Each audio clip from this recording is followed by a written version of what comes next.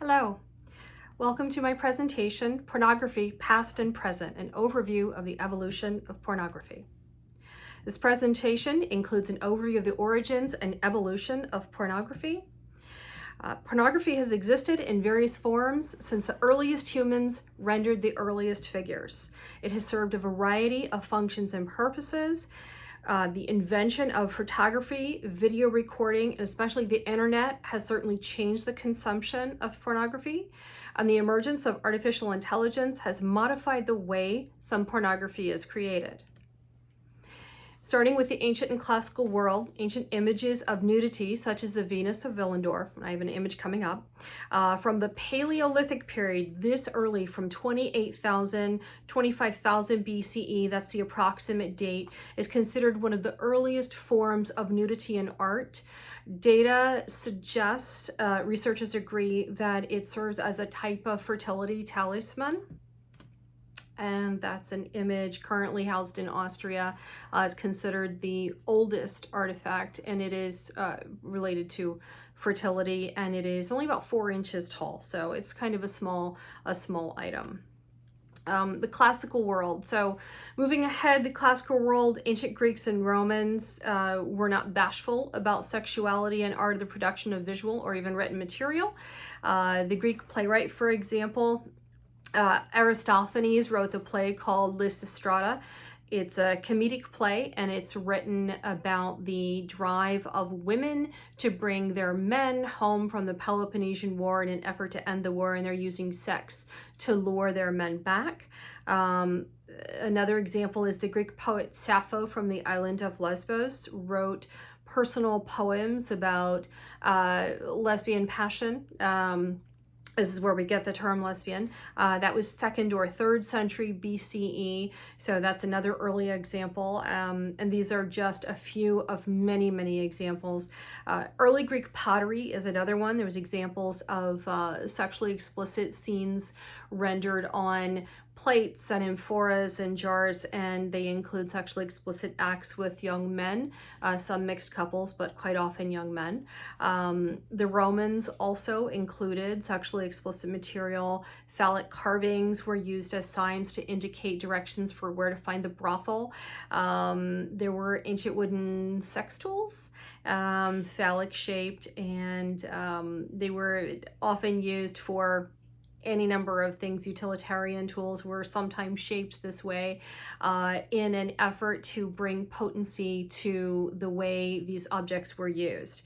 So in addition to this, there were decorative mosaics in the ancient Roman world that depict sex acts for ritual, pleasure, and ceremony. The use of sexual imagery in the ancient world is believed to be employed for many purposes. So it is to ensure fertility, strengthen the process of labor, like potency, as well as apotropaic power, an effort to ward evil away, for good luck.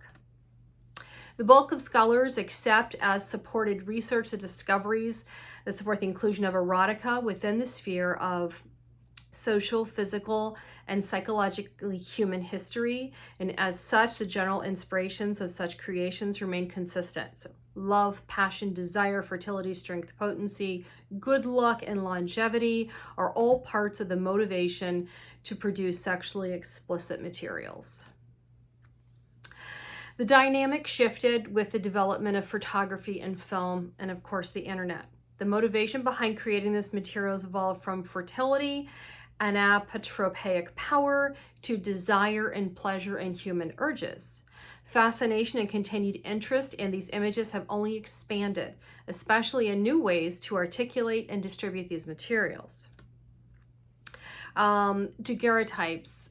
Louis Daguerre is considered the developer of the first photograph from 1827. The photographs produced this is more of a way that he processed them with silver plate, and the process of the photo is called the daguerreotype. So the earliest photographs are called daguerreotypes. And so he developed this in 1827. By 1830, there were already nude photos and ways to use this new artistic and creative medium in a way to express sexuality. By 1896, you have the development of film. Actually, before then, but 1896, this is an example of one of the earliest films, which is considered the earliest example of pornography. It's called Le Coucher de la Mariée, Bedtime for the Bride, and there's a link for the YouTube. It was released in 1896. It's about 3 minutes. Originally, it was much longer, but the French Organization for Film Preservation, PATHE, preserved this film in 1996, and it's available for public view. And it's really just, I'll summarize it because we're not going to watch it now, but it's really about the virgin bride and the bridegroom, and it's their first wedding night, and she's undressing, and it creates this air of a performative striptease. So it's unique in the first time that we see that example, and the film is going to play. It's a silent film.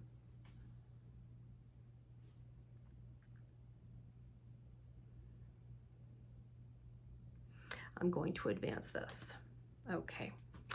There were, of course, other kinds of early films that pushed the boundaries of frontal nudity, kissing, touching, and intimate behavior. Other early examples included frontal nudity. They were pushing the boundaries, constantly pushing the boundaries. So as soon as film became something that was available, people were using this medium as a way to express sexuality, to express urge, and to perform. So early films developed into more overt examples of sexual behavior. The evolution of films for private entertainment to view in small erotic theaters or movie booths became known as stag films or peep shows. So from 1920 to late 1940s, 1950, obscenity laws really prohibited the public distribution of such films. They were considered obscene, and so they were, you could go to prison for participating in this.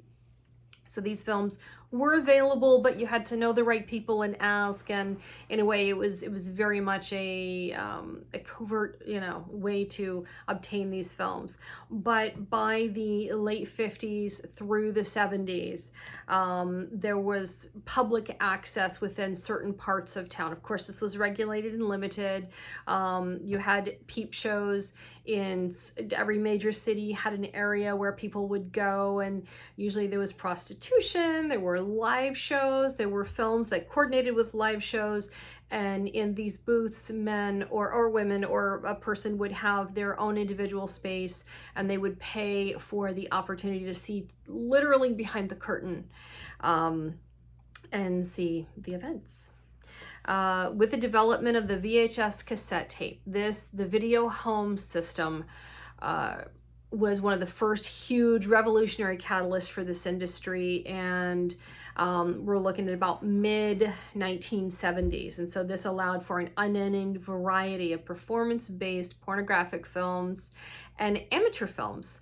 So this was a way that people could use this privately to create their own type of film or view other circulated films. The development of this technology allowed for a free exploration and private consumption of pornographic material. The internet.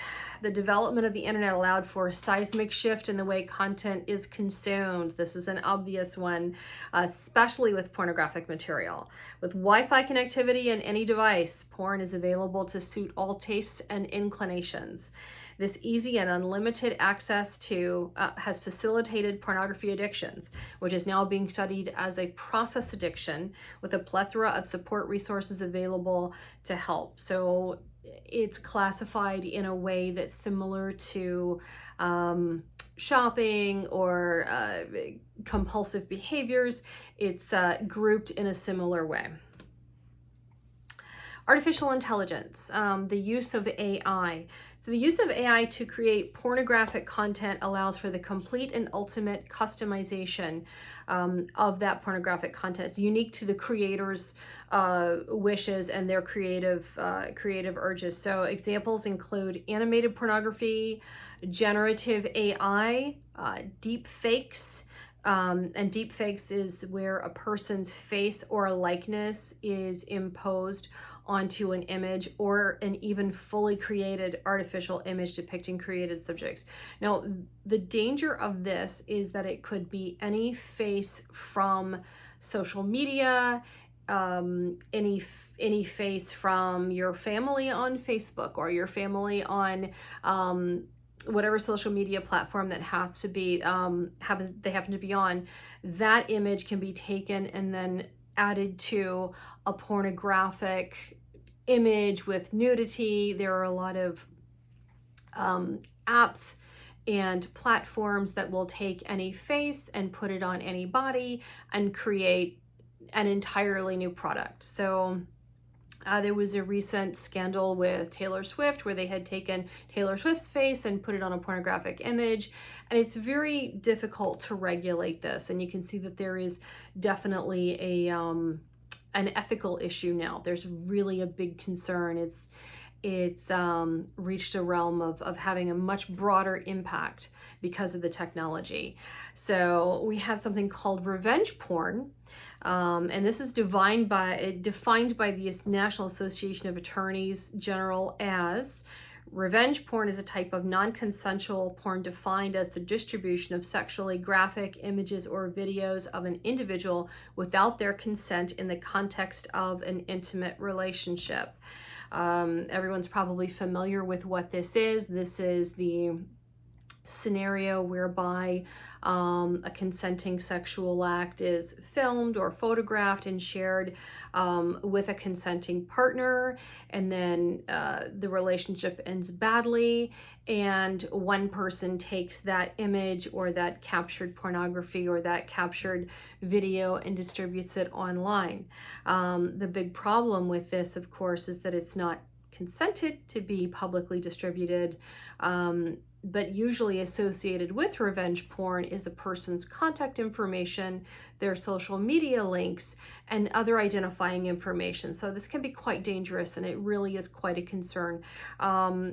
Legislation is very slow to catch up with this particular problem, very sluggish in trying to achieve a resolution to prevent or regulate this. So the National Association of Attorneys General website says this: non-consensual porn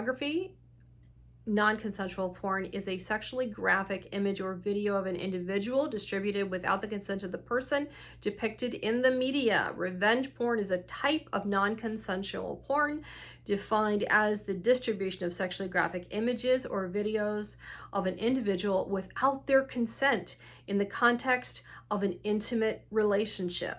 Typically, we think of these images or videos as consensually sent to an intimate partner who then shares these images outside of their original shared context. So this can be quite damaging if you can imagine something that is done in private with the intention of having a very personal and introspective and private experience is then shared publicly. So the creation of pornographic materials reveals the importance of sexuality within the human experience overall. So that includes the creative will, the desire to experience the fullness of sexual experience. As humans, we develop technology through photographs and film and now artificial intelligence. The way pornography is produced has changed drastically, but the endeavor to create it has remained steadfast. As technology is exceeding the legal parameters to monitor and regulate the contents, this social script by which we understand the interplay of sex, porn, and behavior is blurring with predatory risk. Now, for the final few minutes, we need to take a little bit of time for questions and answers, but also let's think about how we might consider what actions we can take to keep images and content safe, and also how might we protect our likeness online. Legislation is a bit sluggish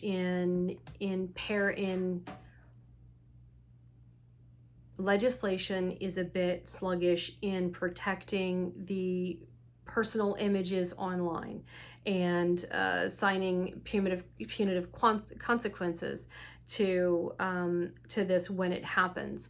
So if there is some way that we could, one of the ways we can do this is to watermark our images, to lock and protect our images, and also to prohibit access to our social media.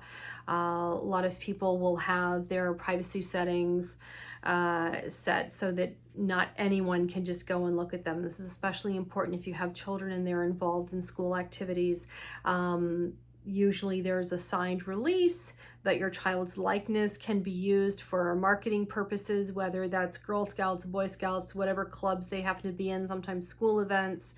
And it's very important that you pay attention to the wording of that, and that you make a wise decision if you're going to allow your child's image to be used for marketing, or to allow that to extend out to the world at large, because there could be some serious consequences as a result. Much better to prevent a problem than to try to mitigate damages after, because of the long-lasting impact that it has. So we have references. There's a lot of resources here that are linked within this presentation that are support services, articles that will further explain some of the detailed nuances. Also, YouTube links to the film that was referenced and a few other films as well. Really good organizational helplines, and some really good articles just to help add to this research. So that's it. That's all I have for today. Thank you so much for letting me share this with you and chat with you about this, and I will look forward to chatting soon. Thank you. Bye-bye.